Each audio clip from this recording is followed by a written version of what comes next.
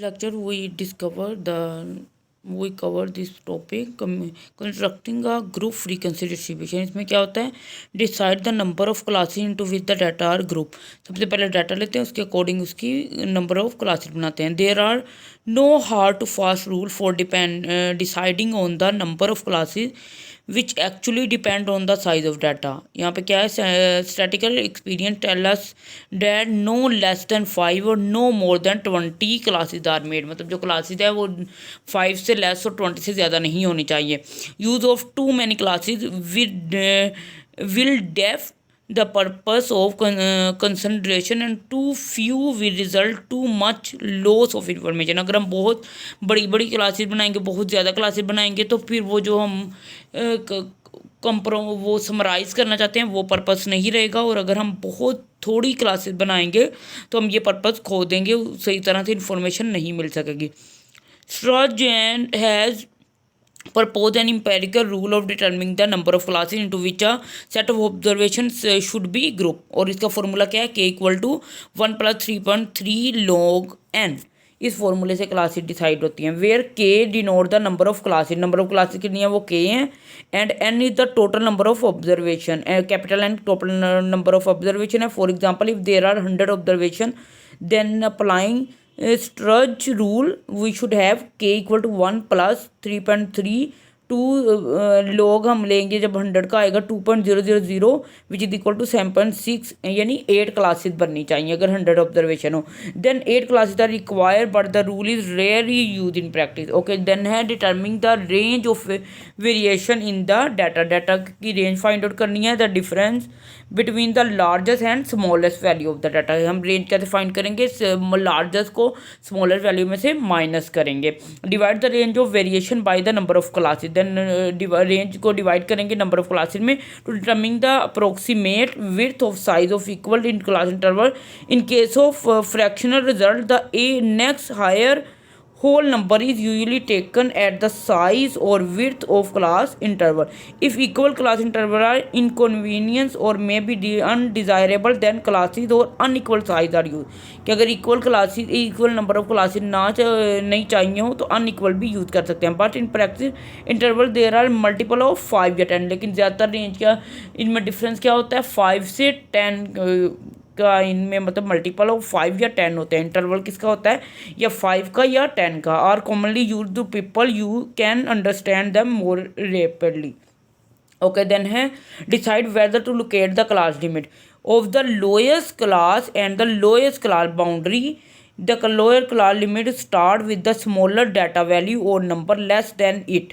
कि smaller value के उससे लेस से it is better in the multiple of class interval. मतलब हम क्या करते हैं कि नंबर जो स्मॉलेस्ट नंबर होता है उससे लेस या उसके इक्वल क्लास बाउंड्री रखना शुरू करते हैं। Find the upper class boundary by adding the width of the class interval to the lower class boundary and write down the upper class interval limit to the open end classes with the lowermost या uppermost class boundary unknown should be avoided if possible. कि बहुत ज़्यादा upper most class boundary को जानना नहीं होता, आमतौर पर होता है 65+, मतलब उससे ऊपर जितनी भी वैल्यूज़ आ रही हैं। Determine the remaining class in limit and class boundary by adding the class interval repeatedly. The lowest class should be place at the top and rest should follow according to size. In some case the highest class is place at the top. जो highest class होते हैं उसे top पे place करते हैं। Distribute the data into appropriate class. Data को appropriate class में किस तरह डिस्ट्रीब्यूट करना है, this is the best done by using a tally column. मतलब टैली कॉलम बनाते हैं, जब एक एंट्री जिस क्लास बाउंड्री में आती हो वहाँ पर 1 टैली कर देते हैं, जब दूसरी भी जितनी ज़्यादा आती हो 4 के बाद जो 5 होता है उसे कट करके 5 एंट्रीज बनाते हैं। Customarily for convenience in counting the place to first 4 bar vertically. First 4 bar आती हैं vertically and 5th bar diagonal में आती हैं, मतलब डायगोनली उसे कट कर देते हैं। लीव अ स्पेस, फिर स्पेस छोड़ते हैं। Then the number of tally that the then return in the frequency column. फिर फ्रीक्वेंसी कॉलम में टैलीज को काउंट करके वो लिख लेते हैं। The tally column is usually omitted in the final presentation of frequency distribution. जब फ्रीक्वेंसी डिस्ट्रीब्यूशन का फाइनल कॉलम बनाते हैं उसमें टैलीज वाला कॉलम ओमिट कर देते हैं, मतलब रेज कर देते हैं, वो नहीं लिखते। But in case of small number of value the actual value should be shown against each class to mitigate chance of error.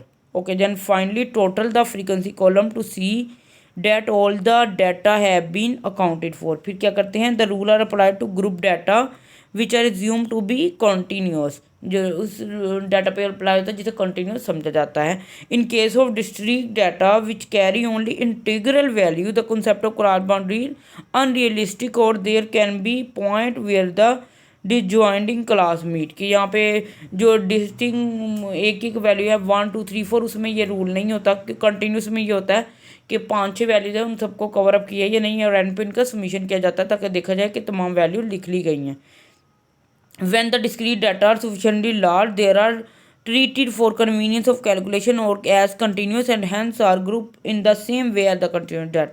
जब डिस्क्रीट डाटा बहुत ज़्यादा हो तो फिर जैसे 1 to 10 करके एक ग्रुप बना लिया जाता है डिस्क्रीट डाटा। नीचे एग्जांपल हैं, एग्जांपल में ये डाटा दिया गया है, इन पर सब रूल लगाए गए हैं। ये देखें, डाटा के पहले यहाँ पे क्लास बाउंड्रीज बनाई गई हैं, फिर आगे एंट्रीज लिखी गई हैं कौन कौन सी क्लास बाउंड्री में आ रही है, फिर आगे फ्रीक्वेंसी लिखी गई है। यहाँ पर टैली की बजाय उन्होंने एंट्री लिख दी है। जैसे देखिए 82 है वो यहाँ पे आया, 84 भी यहाँ पे आया है, और 85 से नेक्स्ट 104 के मिड में जो भी आएंगे वो अगले क्लास बाउंड्री में आएंगी, इसी तरह से सो ऑन चलता जाएगा। उसके बाद frequency distribution weightage of 16 Apple, यहाँ पे 65 to 84 की है। फिर उसके बाद क्लास बाउंड्रीज बनाई गई हैं 84 + 85 डिवाइडेड बाय 2 करके 84.5 आएगा, वो दोनों जगह पे वो लिखी गई है वैल्यू। इसी तरह से सोन सारे चलते गए हैं और मिड पॉइंट इनका फाइंड आउट किया है 64.5 + 84.5 डिवाइडेड बाय 2, और फिर देन टैली कर लिया। इस तरह एक और एग्जांपल है, इसमें क्या किया है, हाईएस्ट वैल्यू को लोएस्ट से माइनस किया है, 10 + 1 आया, हाईएस्ट वैल्यू 14 थी और लोएस्ट -3.9 थी। देन यहाँ पे ये वैल्यू लिखी गई है। उसके बाद क्लास बाउंड्री बनाई गई है 4.4 + 4.5 डिवाइडेड बाय 2 4.45, इस तरह से बाकी भी लिख दी गई हैं। फिर टैली किया गया और उसके बाद फ्रीक्वेंसी बनाई गई है। इसके अलावा एक और है, इसमें भी पहले हाई रेंज निकालेंगे 81.71 - 18.95, फिर 62.76 आ जाएगा। देन उसे डिवाइड करेंगे 2 पर, और यहाँ पर 62.76 है, यहाँ पे क्लास बाउंड्री बनाई है, इनमें टैली किया है और फ्रीक्वेंसी लिख दी है। ये सारी एग्जांपल आपने देख लेनी है। फिर है cumulative frequency distribution, the total frequency of a variable from it once and to the certain value usually upper class boundary group data called the base, जो अपर क्लास बाउंड्री होती है उसे बेस कहते हैं, नोन एज क्यूमुलेटिव फ्रीक्वेंसी। मतलब इसमें क्या करते हैं, हर फ्रीक्वेंसी को पीछे वाली फ्रीक्वेंसी में ऐड करते जाते हैं, और एंड वाली जो फ्रीक्वेंसी होती है वो टोटल नंबर ऑफ फ्रीक्वेंसी के इक्वल आती है। The cumulative frequency of the last column is the sum of all frequency, मतलब सम करते जाते हैं और एंड वाली सम ऑफ ऑल का फ्रीक्वेंसी आ जाती है। If the cumulative process is from the lowest value to highest it is refer to as the less than type cumulative frequency. For example, let's consider the frequency distribution taking k classes each of width h. Let us denote the midpoint of the ith class by xi with frequency fi such that sum I equal to 1 into k fi equal to n. The lower class boundary of the first group is x1 minus h by 2 and the upper class boundary is x1 plus h by 2, j equal to 1 to up to k. Then a cumulative frequency distribution is then obtained by adding the each successive frequency to the column cumulative total of frequency from the preceding class. यहाँ पे ये देखें, जैसे है 0, फिर f1 आ गया, f1 + f2 आ गया, then f2 1 + f2 + f3 आ गया, एंड पे आएगा fi equal to n। यहाँ पे it should be noted that less than type cumulative frequency start with the lowest class boundary of the first group indicated at the no frequency below x1 - h by 2। Okay, जब lower class में होगा सबसे पहले सबसे lowest होगी, पहले group में कोई फ्रीक्वेंसी नहीं होगी, 0, फिर f1, फिर f2। Okay, then the frequency are cumulative the highest class to the lowest class is called a more than type cumulative frequency. If the class frequency against various value are divided by the total frequency, we get the relative frequency when which always added to 1. The class frequency will also be expressed as percentage, the total of which would be 100. इसका total 100 होना चाहिए। अब percentage cumulative frequency is useful to read off the percentage of value falling between certain specific column. यहाँ पे भी example है, पहले 0 less than 64.5 में 0 है, फिर लेस देन 84.5 में 9 है, फिर 19, 36, ये ऐड करते जाना है, मतलब लेस देन 64.5 में कोई भी नहीं है तो ज़ीरो आएगा। 84.5 में 9 है और 104.5 से लेस 19 है, मतलब 10 होगी तो 9 ऊपर वाला ऐड करके 19 बन गया, ऐसे सो ऑन। मोर देन में है, सबसे पहले टोटल जितनी है उतने लिख देने हैं। मोर देन 64.5 में 60 आ गया, 84.5 में कि जितनी 84.5 से ज़्यादा थी वो 51 है, वो आ गई, और 104 में 41 है। इस तरह से आपने कर लेना है। स्टेम एंड लीफ डिस्प्ले में a clear disadvantage of using a frequency table is that identically of individual observation is lost by grouping process. To overcome this drawback, कि grouping process में loss हो जाती है individual observation, ठीक है। John Tukey introduce a technique known as stem and leaf में stem and leaf किया। The technique offer are quick and novel way for simultaneously sorting and displaying data set where each number in the data set is dividing into two part। Data को two part में divide किया है, stem and leaf. A stem is the leading digit of each number and is used sorting, while a leaf is the rest of the number or the trailing digit are shown in display. A vertical line separates the leaf from the stem. In simple, 243 will be split into two way, 2 and 43। 2 इसमें stem होगा और 43 leave होगा। और अगर यह होगा leading digit है 24 और इसमें ट्रेलिंग होगा 3। Okay, all possible stem are arranged in order from smallest to largest and placed on the left hand side. The stem and leaf display is useful step for listing the draw in an array.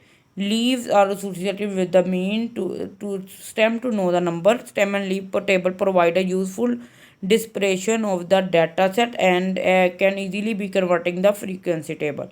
The common practice can be arranged trailing digit in each over from the smallest to largest. यहाँ पे हमारे पास data है। Stem of the data indicate the observation range from 12 to 74। We use the first digit and stem and second digit है leaf. The first observation is 48, then stem is 4 and leaf is 8. The observation of 3 and leaf is 1, placing the leaf to the which appear in the data, then stem and leaf। अच्छा यहाँ पे show किया गया है, यहाँ पे stem है 1 2 3 4 ये जो डाटा था। देन उसके बाद 1 के बाद यहाँ पे 18 एक वैल्यू गेट लिखेंगे, फिर एक 12 वैल्यू होगी तो 1 और 2 लिखते जाएंगे।